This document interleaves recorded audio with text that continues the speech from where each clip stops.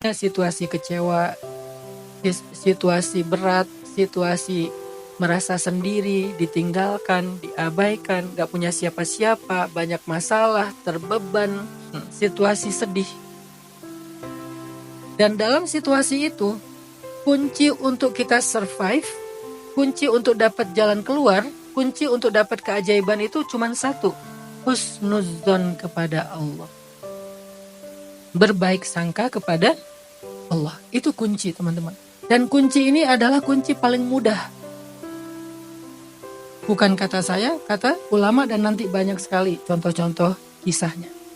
Ternyata yang paling mudah untuk kita mendapatkan kunci keajaiban dalam hidup itu, yang paling mudah karena dia gak butuh effort banget, adalah berbaik sangka kepada Allah.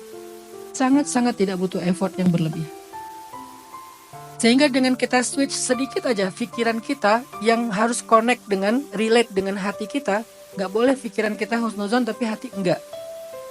Pikiran bilang Allah baik kok, hati masa sih? Gak connect kan, berarti gak relate ya. Kalau pikiran dan hati udah relate, lalu kita husnuzon kepada Allah, di switch sedikit aja dari yang tadinya curiga, dzunun, prasangka, jadi berubah kepada hal-hal yang baik tentang Allah. Langsung seketika itu juga Allah rubah situasi kehidupan kita. Jadi merubah situasi kehidupan kita itu semudah merubah pikiran kita tentang Allah, teman-teman. Dan itu dahsyat loh. Bahwa Allah sayang kita, Allah perhatian sama kita, Allah gak mungkin tega sama kita, bla bla bla. Itu tuh dimunculin sesederhana ngebalikin perasaan dan pikiran kita.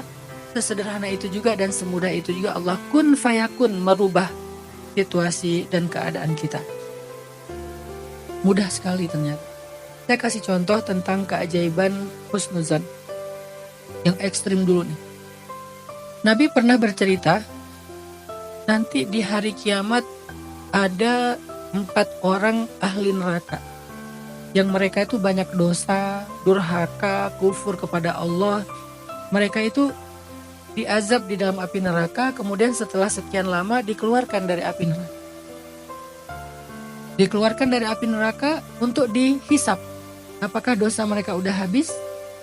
Ketika 4 orang ini dikeluarkan dari api neraka, kata Nabi, dihisap, ternyata dosa mereka belum habis.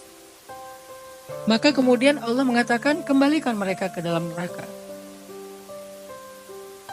Kembalikan mereka ke dalam neraka. Tiba-tiba ketika malaikat menarik mereka ke neraka, salah satu di antara mereka itu noleh ke belakang, melihat ke Allah. Walaupun bagaimana melihat ke Allah, Allah lebih tahu. Dia noleh ke belakang dan mengatakan, Ya Rabbi, aku tidak pernah menyangka Engkau akan mengembalikan aku ke dalam api neraka. Karena ketika aku dikeluarkan dari api neraka, aku menyangka Engkau telah mengampuni aku. Engkau akan menyelamatkan aku dari api neraka. Engkau akan masukkan aku ke surga setelah ini. Aku gak pernah menyangka Engkau akan mengembalikan aku ke dalam api neraka. Cuman itu kalimatnya, menyangka. Maka kemudian Allah katakan kepada para malaikat, wahai para malaikat, benarlah hambaku, masukkanlah dia bersama 3 orang temannya ke dalam surga. Hanya dengan dia berbaik sangka kepada Allah, yang harusnya dia adalah ahli neraka, tiba-tiba Allah ganti menjadi ahli surga. Sesederhana itu merubah situasi seseorang.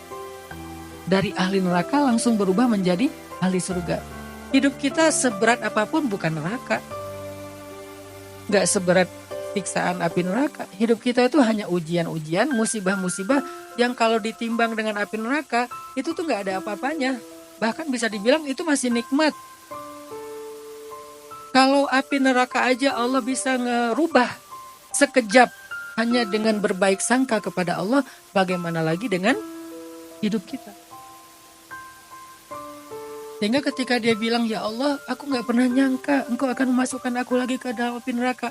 Gak pernah nyangka, di sini bukan nuduh ya, tapi dia menyampaikan isi pikiran dan hatinya.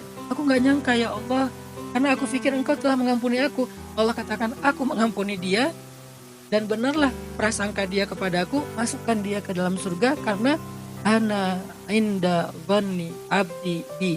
Aku tergantung prasangka hamba kepadaku. Mudah kan bergaul sama Allah? Nggak ada cerita kegeeran tuh, nggak ada. Kayaknya aku kegeeran deh. Merasa Allah perhatian, ternyata enggak.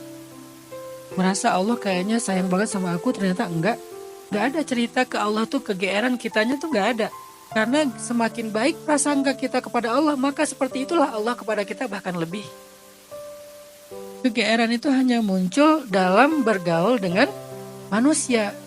Dan seringnya memang kayak gitu. Memang kitanya aja yang GR.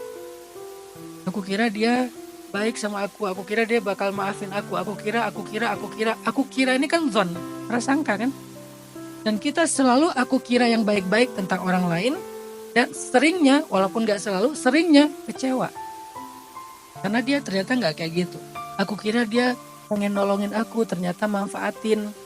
Aku kira dia jujur, ternyata dia dusta. Aku kira dia amanah, ternyata dia khianat. Aku kira dia tulus, ternyata ada udang di balik batu. Aku kira selalu aku kira yang husnuzon, tapi seringnya kecewa. Walaupun kita tetap disuruh berhusnuzon kepada manusia. Tapi beda halnya ketika kita aku kira Allah itu titik, itu beda. Gak akan ada istilah kegeeran. Lo aja yang kegeeran. Emang Allah kayak gitu? Gak ada. Aku tergantung prasangka hambaku kepadaku. Sesederhana itu bergaul sama Allah. Mudah.